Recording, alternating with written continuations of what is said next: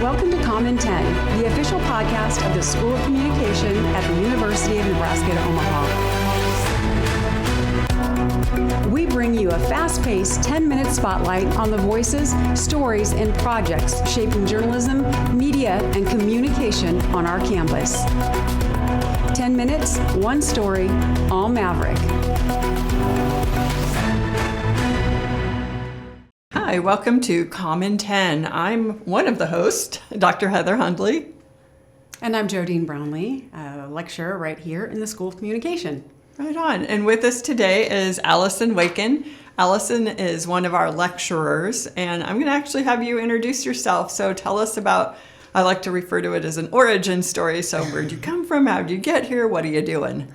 Yeah, I have been at UNO for such a long time. It's funny, and I'm old at this point, but I started as an undergrad in 2001. I tried out for the cheer squad when I was a senior in high school and made the squad, and that led me to my journey at UNO. So came to UNO, part of the athletic department here for a couple of years, and then moved from I started with one major, switched again, ended up with my education degree, wanted to come back and teach. So I came and got my master's degree as well. So I started as a TA in 2007 and have been teaching at UNO since 2007 in one way, shape, or form. And then came back as full-time faculty in 2018. Started as full-time faculty in 2018. Wow, that is quite the journey. So let's see, you mentioned cheer, and then you were also track and field? Nope, just cheer. Just cheer. Yep. Okay, I don't know where I got that one from. Oh, well, things like that kind of creep in. But you have been here a long time. Are you an Omaha native? I am born and raised Omaha, Nebraska. It's kind of funny. I was born in Midtown, moved out to Capitol Avenue when I was little, and now my husband and I live on Capitol Avenue, just a few miles west from there. So Omaha is home. Okay, well, you know where all the good restaurants are and parks and all the fun recreational all the things. Cool. Yes. So I know that you have a lot of history in exercise and overall well-being.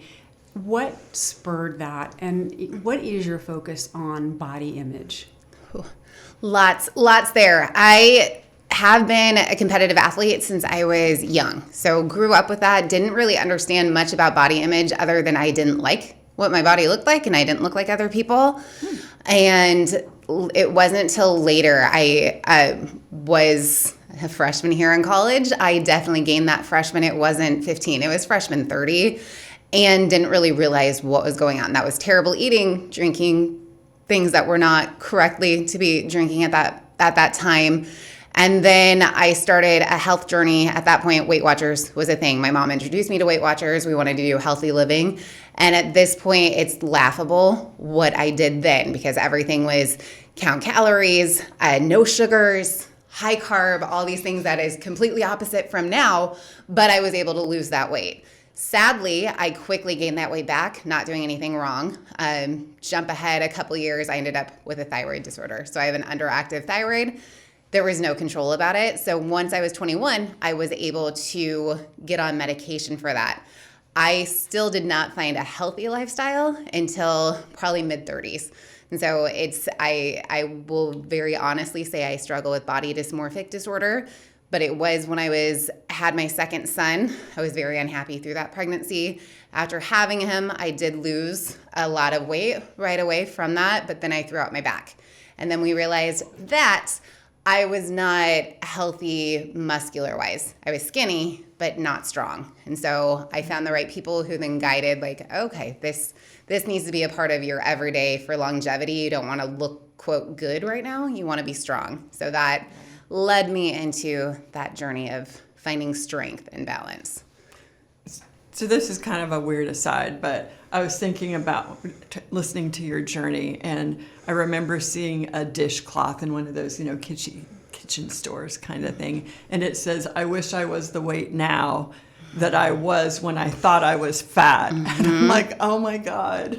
Because, I'd been thin all my life until into my middle life, time. But it's like, I know I'm still thin. It's just not what I want. But I thought, wow, even when I was 15 pounds thinner, I thought I was heavy. Always. And I'm like, no, I wasn't. Right. I wasn't. Okay. So tell us, for you, what encompasses healthy living? What does that mean? And I think it's different for everyone. Absolutely. That is the biggest thing. So I will have people say, how do I do this? And I do what's good for me at this point. And I still laugh because my life every day is different. And some days are great and some days are not. And I still struggle with every calorie I put in my body. Like there's things that are not fully balanced and great. What I have found is testing myself and trying to find what I love to do. When people bring up, like, how do you like to go to the gym? I found years ago that I like to go and do cardio for a very long time because I get to watch Netflix and no one's there to bother me. And so if there's a show that's really good, I'll do it for a very long time. And then I found classes that push me and challenge me. So I like to lead my own classes, but then I go to other people's because I'm like, oh, that's a muscle that I haven't balanced or trained for a long time. And then as I'm watching my family just get older, my parents, for example, aunts and uncles, they're missing that strength that they should have started building when they were my age. Again, everyone was thin, everyone looked great, and they were eating healthy, but they were missing the strength that they need to stand tall. And so that's, you can't compare yourself to anybody else. And people, I will say there's a lot of judgment. Because you're one size or another size does not mean that you're healthy or not healthy. I could be 20 pounds thinner and be extremely unhealthy, like in many, many bad ways, or 40 pounds heavier, and my doctor might say, this is where you're supposed to be. Mm-hmm. And you're strong and eating what you need to do. So it's everyone's life is different. So you're talking about healthy eating, healthy exercise, and there is such thing as unhealthy exercise. Yes. And I think a healthy mental well-being too is what I'm hearing. Absolutely. Challenging myself, I like to read a ton. I like to read and then take myself out of the chaos. We are on this hamster wheel all of the time. So if I can remove myself from that hamster wheel and take myself into a different world. A couple years ago, one of the biggest challenges I did, I spoke at an event we had here. I teach public speaking. I love to teach it. I'm terrified to speak to groups of people. So that was another thing too. I need to challenge myself, and pushing that challenge, it gave me a different kind of high. Like I was like, oh, this is scary and fun and challenging. So those are other things that I try to bring into my daily life. Great. What about all these images that we see? We're inundated with ads, and I don't think it's really changed. As much experience as we all have now, I've seen it just be cyclical, and my mom struggled, I struggle. Younger generations are struggling, and now there's TikTok, Instagram, and all the socials. How do you help? What's your advice for helping everyone who might struggle in this area feel content and feel at peace with their lives and their bodies? If you find something that you do that makes you feel strong and healthy, you're not the same person as the person next to you. So don't ask me what I do on my day-to-day. What can you do that's going to make you feel strong, healthy, in control of your life? There are images constantly. I will quickly say that I am proud that a lot of these companies have brought in all different shapes, sizes, ethnicities, to show and explain that we are different, but it's still there. It is very clear, and what you're going to see on social media now is a very clear thing. So know who you are, what you like to do. Don't watch somebody run a marathon and say, that's what I need to do. If you like to go walk a mile, go walk a mile, or 6 blocks. Do what makes you feel good. Right. That's great advice. That is great. I'm going to give one more. Is in the last year, I was almost obsessed in that I was getting on the scale every day. Mm-hmm. And I'm like, why? Why am I doing this to myself? Like, does 1 pound or 2 pounds really make a difference? And it wasn't changing. I was just always looking at it. Mm-hmm. And I've stopped that. I'm like, that's ridiculous. And actually, since I started jogging, and I was just telling a colleague about that, of like, it's not just good for my health and my lungs, my cardio, but it clears my head and it gives me that space. And I'm like, wow, I forgot about those endorphins. And again, I don't think jogging's for everybody. And it's like, I can tell my knees are not going to be putting up with that for like a long time. But for now, it's just perfect. Right. What about some of the resources here on campus? I know there's the claim that eating healthy is really expensive. Maybe you can talk about that, and then anywhere folks can go to help guide their eating, maybe guide exercise, and then overall just find that sense of well-being. I work a lot with Campus Rec. I teach group exercise classes here. They do lots of incentives for our students. It's free. And then faculty get a discounted rate for doing that. Every month they have a different challenge that's there.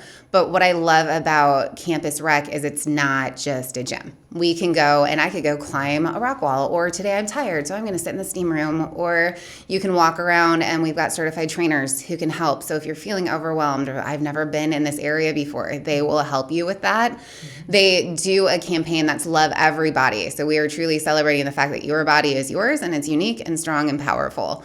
So those are there. We have lots of food on campus. There's nothing wrong with food. I think everyone's told for a long time that food is so bad and scary. Eat what you want, just moderate. Just need moderation. You don't need to have a full cake. If you're craving cake, have cake. Don't eat around it. Do what's going to make you happy in that moment, and then do something else that makes you feel strong.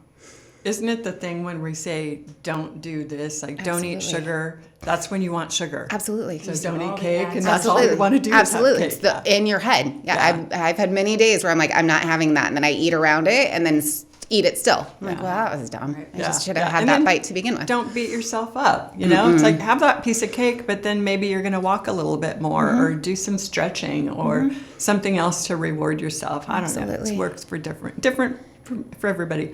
And then it's also, I agree with you on campus recreation. So it's campus recreation and wellness, which I really love the emphasis on wellness, and it's defined differently for everybody, but they have a lot of great resources on campus.